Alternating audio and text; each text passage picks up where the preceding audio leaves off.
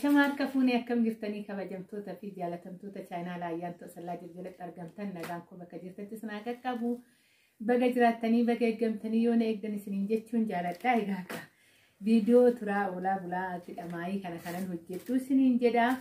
Egaa haaluma kam keessattuu immoo iyyuu galata waaqayyoo isiniin jedha hunduu baga jiraattanii baga yoo na eegdanii. Egaa har'aa waan ta'e wayis dubbachuuf akkasuma meeshaa kanan qabadhee kara keessan dhufee tura.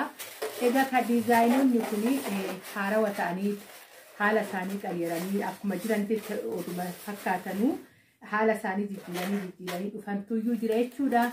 Isas isin beeksiseetan asumaanis waan hin dubbadhu sin jira.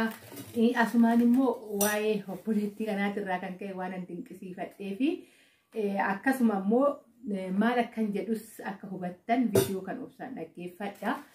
Barumsa isinii ta'a. Akkasuma immoo waan baay'ee irraa barattan jedheetan yeroo baay'ee fayyadamuun dura dhaggeeffannaan hubannaan ilma namaa qabeenyaaf ni caala waanan jedhu keessaa jiraate taanan jechuudha. Dhiifama xiraatii kaameeratii fi deebisiitti haalan irra jirus jechuudha. Yaaduma koo qofa dhaggeeffadha malee ayyaan kun xiqqoo ishii haala gaariirraa kan wanni jedhu jechuudha. Dadhabbinaan alatti waan biraa homtuu hin jiru. Xiraatii kaameeraatii waan isin jechaatu jira. Viidiyoo kana laayik sheer gochuu hin dagatinaa. Warroonni chaanaala keenya faarawaa taatan irrattaan sabiskiraabii godhummaatii keenya ta'aa isiniin jedha. Warroonni turtiin afaan gotan hedduu tokko galatooma. Akkasuma immoo odoon yaada kanatti hin darbin odoo waa'ee meeshaa kanaan dubbatin odoo waa'ee obboleettii kanaan dubbatin waan hin dubbadhu jiraadhe taanan viidiyoo hojjetame gubbaatti ijoolleen gaafii qabdan ijoolleen gaafiiwwan adda addaa qabdan akkasuma immoo meeshaa irratti hojjisiifachuu fi gaafachuun garaagarummaa qaba. Akkasuma gaafani na gammachiisa isiniin jedhee jira. Ani gaafii namaaf akka fee haala kam keessattuu ta'ee nan deebisa dafee deebisa gaafii namaa. Amma garuu xiqqoo shiikaa namni kamuyyuu shamara dhiisati dhiiruu nama ni hubata.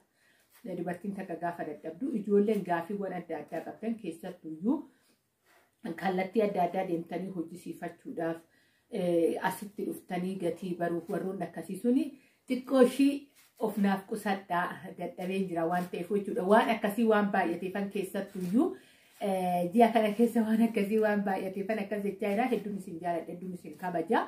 Gaafii keessan yeroo biraa warroonni gaafiidhaaf taatanii sirriidha. Gaafachuun keessan nama miidiyaati. Anis isin deebisuun dirqama kootidha. Mirga qofallee osoo hin jechuudha. Maaliif bakka barbaadanitti bartanii bakka barbaadanitti deemtanii hojjisiifachuun garuu immoo xiqqoo ammi akka isin barbaadanitti riikaardiin hin baay'ataa, gaafiin hin baay'ataa, barreeffamni hin baay'ataa. Isa san hunda nama tokkoof deddeebisanii deebisuun baay'ee ni ulfaata waan ta'eef xiqqoo ishee of naaqusadhaa isiniin jedha kabajaadhaniini.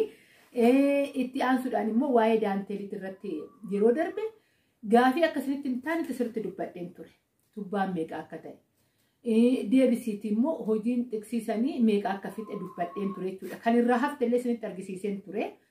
15ffaan ishii tanaa kan irraa hafte. Ishii immoo kun feestaalii keessan godhee fi gaafa irraa hafte illee kanatti feestaalii keessan keessa isinii galadhe gatii isaa dubbadhe. Waa'ee harkaatis taanan hojichaan wal qabataa tubbaan birrii 60 harkillee birrii 60 10 fixu 10 baay'ifattee gatii abbaasanii kaffaltaa jedheen dubbadhe.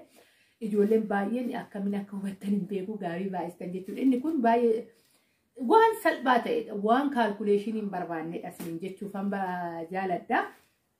Egaa kaakara obboleettii kiyyaa kanatti hoggaan darbe meeshaan kun baay'ateetii miti. Baay'izawwee meeshaawwan ani keessattuu tibbananii ji'a 9 kana keessa jiraadhe keessa viidiyoo baay'ee meeshaa irratti waraabaa jiru. Meeshaan garuu hojjetamee ba'aa jira. Isiniin jedhee jira abbaa manaa kootuyyuu hojjisiisa. Maaliif meeshaa viidiyoo irratti nuuf finne jechuu dandeessu warri fudhate ni beeka. Garuu warri natti aartanillee jirtu kan kaanii miidiyaa irratti dabarsiteettanii kan kaanii miidiyaa irratti hin dabarsitu jechuullee dandeessan. Natti kan aares jira jechuudha kan natti qabames jira. Ani viidiyichi akkaataa waraabaa natti hin tolle. Garuu inni guddaan meeshaan keessan nagaadhaan galuu kan filattan ta'uu isaa kana kan na gammachiisu. Maaliif inni hojii isaa kanaa miti. Hojiin isaa kanaa miti. Anarraa ba'aa kana fudhate malee bakka kiyya bu'e malee hojiin kun anuma fakkaata. Shaakala hin qabu argitanii jirtu yeroo darbeeyyuu viidiyoo yeroo wajjin piraankii ennee isin wajjiniin yeroo darbee wan gizee boqonnaarra ture wayii boqonnaa furatee ture yeroo san viidiyoo wajjin hojjechaa turre jechuudha. Yeroo boqonnaarra turetti viidiyoo wajjin hojjechaa turre argitanii jirtan kaameeraadha afaan haarawaa hunda isiniin jedhee of isin beeksisee ture jechuudha. Kanaafuyyuu kaameeraa waraaboo kan meeshaa keessaa fa'aa kan hin jallataa kan kaantaa kanarraa kan ka'e ani ittiin gammanne viidiyoowwan gizee waraabame gallakkisaa hin jiru. Anis guyyuma muraasa waaqayyoo jedhe ani akka kootitti guyyaa koo geechifadheera kan waaqaa immoo guyyaa qaba jechuudha. Kanaafuyyuu haguma xiqqoodha malee egaa waraabeen akkuma tanaan duraa gadi isinii lakkisaa meeshaa fi hojii garuu hin dhaamne isiniin jedha kunuuti. Kan manatti naa dhufe haala kanaan isinitti argisiisaa waraabaa kan gurguddaa ta'e manatti hin dhufne immoo yeroo kaameeraa inni sirreeffatetti ishee kaameeraan sirraa'ee isin biraan nan qaqqabsiisaa achiin booda immoo anis haala jiru yookaan namoota kaameeraa hojjetan haala mijeessan akkasitti akka viidiyoon isin bira ga'u taasisa jechuudha. Ammaaf dhiifama samoona kana jechuudha. Egaa karaa obboleettii kanaatti hoggaan darbee wanni kana meeshaan kun baay'ateetiin garuu ni bareedu. Diizaayinii jijjiiranii dhufu meeshaaleen kun. Ani maaliifini meeshaa kana meeshaa lama bichaatu na bira dhufe moqorqoraa kanaa fi isa jookii kanaadha jechuudha. Maaliif ayyaantu maal dubbachuu barbaadde maaliif kana qabattee dhuftellee naan jechuu ni dandeessu. Ani waan qabadhee dhufee fi obboleettii kana nan dinqisiifadhe.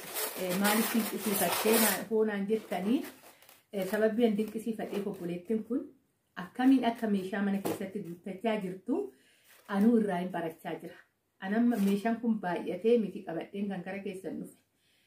Meeshaa hin qabdi baay'izawwee na biraa saahanii biroo waliin hin jira. Akkamiin meeshaa kana ergaa hoggaa mana ofiiti maatii ofiiti qarshii ergitu. Abbaa manaati yoo ergitu ijoollee ofiiti yoo ergitu akkamiin qarshii kana qofa kophaatti bitachuuf qarshii ergame kophaatti. Yeroo baay'ee birrii guddaa qabaannee fi miti kan waa bitannu siniin jechuufan.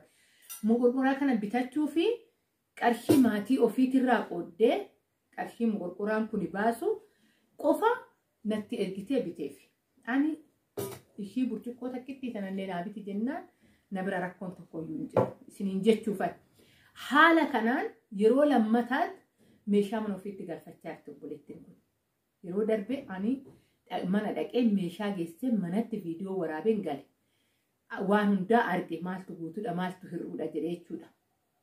Obboleettii kana ergasii tiraasiitti dabalattee na bira waan hin galleeffan viidiyoo waraabne malee jechuudha. Sahaanii biroo waliin itti dabalattee xiqsiin hojjisiifattee kuni hundi qarshii erga tokko tootaalii 20,000 30,000 40,000 100,000 maaloo sani gootetii miti.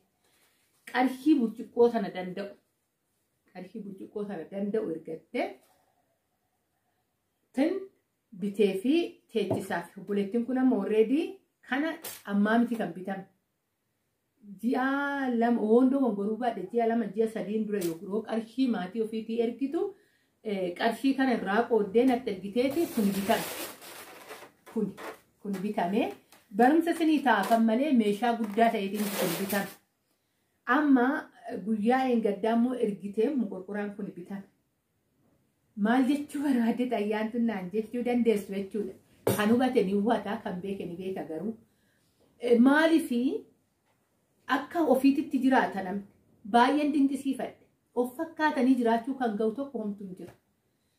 Baay'een anumti kun deebi'een irraa barachaa jira. Waa baay'eedhaan of fakkaadheen jiraannee yeroo darbe hagan jedhuun gahe. Maaliif gaafa shunkurtii bitu timaatimii maalifan biraa dhiisan jedhaa. Maalifan qaaraa biraa dhiisan jedhaa. Edaa kunis hoggaa hir'ate immoo gaafa lammataa san ittiin dabalatanii kan jedhamu wayiin anu achi keessatti of laalee. Waa baay'ee keessatti yoo ogummaa qabaatan of hin laaltu. Maaliif fakkeenyaaf isin amma fakkeenyaaf yookiin kun 2,000 ture 2,500 ta'e jechuudha. Diizaayinoota jijjiirratee dhufe. Ta'ee miti fakkeenyaaf 500 san ergitanii ayyaantun tiraanspoortii mataa ofii baafattee hoggaa bittee gaafa biraa tiraanspoortii ayyaantun baaste sanii fi meeshaa biraa immoo moqorqoraa kana dabaltanii itti bitachuu ni dandeessu. Haala salphaan mana keessan ji'a san isiniin jedheera. Meeshaalee isinii teechisuuf rakkoo hin qabu. yeroo barbaadde itti fudhachuu dandeessan. Yeroo nuteechiseettan itti nuteechisuu dandeessa. Amma obboleettiin tokko kana odoon xumuriin maan deemne jedhe ijoolleen hin jiru. Ijoolleen dhokatanii jiru ijoolleen ogummaa qabu baay'isawwee. Kan qarshii qoxxobachaa jirtutu jira. Ji'a meeqa kara ji'a torbaa akkasiidha obboleettiin kun. Yeroo wayii akka carraa wayyuu argatte qarshii ofiin ergatti akkaawuntii kophaatti tan teechiseefii jira. Ni taa'aa fi baay'ifattee jirti amma erga tokko meeshaa bitachuudha jechuudha. Waan akkasii sunillee ni jira. Immooyyuu tokko baay'isawwee obboleettiin kun natti dhiyoo waan taateef. Ana tuni obboleettiin meeshaa kanaa anatti dhiyoo waan taateef yoon deemullee dhiyoo waan natti taateefidha jechuudha. Mana jireenya kootittiin walitti dhiyeenya waan taaneef yeroon geessus nan rakkisu waan akkanaa kana. Warroonni immoo karaan keessa fagoo ta'e qarshii keessa warratti qoxxobattanii bitachuu ni dandeessan karaa kamiinuu isin wajjiniinan jira jechuu falan karaa kamiinuu qoxxobattaniitis birrii ergitan ijoollee keessan barsiisaa abbaa manaa keessan tajaajilaa kanaadha dadhabduullee gargaaraa haala kanaan immoo waggaan raafee gaafa tokko morqoraa bishaan itti danfifadhu gaafa tokko burcuqqoo bishaanii baay'izawwee ifa manaa godha waan akkanaa kana waggaanaaf jettan riikaardii naaf hin qabina baay'ina yaada keessan barreeffama maaliif barreeffama yoo waa barbaadu nan arga riikaardii immoo yeroo baay'ee irra deddeebi'anii dhaggeeffachuun nama ni rakkisa. Fakkeenyaaf ijoolleen baay'een meeshaa waliin dubbannee kaanee erga qarshiin dhufee ani bituu jalqabeen booda riikaardii haarawaa naa erga faatuyyuu jira. Meeshaa akkanaa yaada kiyya jijjiiree jira. Naan jedhaniitoo jechuudha. Ani garuu maaltu sammuu kiyya keessa jira? Kan guyyaa gaafa walii galtee riikaardii dhaggeeffadhe santu sammuu kiyya keessa jira. Riikaardiin ergasii ergitan tariitii seeraan dhaggeeffachuu dhabuu hin danda'a. Tariitii immooyyuu dhaggeeffadheetuyyuu sanirran jira waan ta'eef sammuun koo saniin qabamee jira waan ta'eef dagachuu hin danda'a waan ta'eef waan akkasiisan yaada keessan dhugaa jijjiiruu barbaaddan dursaatii barreeffamaan naa teechisa. Barreeffamni yeroo hundaa yoo meeshaa natti kenname san dhugaan barbaadu nan arga waan ta'eef yookaan immoo daftara irratti barreeffadha haala kanaan. Wayyaa anaafis isiniifis isiniin jechuufanii egaa ka viidiyoo tanarraa barumsaadha. Viidiyoon kun barumsa namni dhaggeeffate barumsa kana itti fayyadama yaada haala kanaan itti fayyadamuu ni dandeessu. Ani meeshaa tokkonis bitattanii teechifattan isin nan teechisaa. Isin bichaa yaada keessan tokko godha. Yaada keessan tokko godhaa hin jedhu fakkeenya farda burcuqqoo kana biti yoo jettan isa burcuqqoo san qayyaree ergan bitee raawwadheefa yookaan immoo ani kanan barreeffadhe burcuqqoo kanaan jookii kana jedheen barreeffadha. Isin immoo yoo bor dhuftanii riikaardii biraanaa qabdan ta'e ani santu sammuu kiyya keessa jira sanan bite. Siin jedhee bar qayyari siin jedhee bar fa'a jechuu fa'atu jira dura itti yaada. Erga murteeffattaniin booda waan ta'u san kan barreeffaman yookaan sagalee gabaabduudhaan haala saniin wajjin gizee deemne isinis salphaatti mana keessan jijjiirrachuu dandeessu jechuudha. Anis immoo salphaatti isin faana deemuu danda'a. Isiniin jechuun jaaladhaa hedduun isin jaaladha hedduun isin kabajaa yaada kana. Karaa biraatti illee hoggaa hiikamee jiraate koomentii keessan naa teechisaa koomentii keessan nan dubbisaa koomentii dubbisuu nan jaaladhaa isiniin jechuun jaaladhaa ani karaa kootiin egaa ka namni namaadhaa lakki hir'ina kanatu jira ayyaantu kun sirraa'uu qaba waan akkanaatu jettan ani obboleettii keessanidha waan sirraa'uu qabu ni sirraa isiniin jechuu jaaladhaa kanaafuyyuu yaada soo qabaatta na dubbisuus warri barbaadan bilbilli kiyya.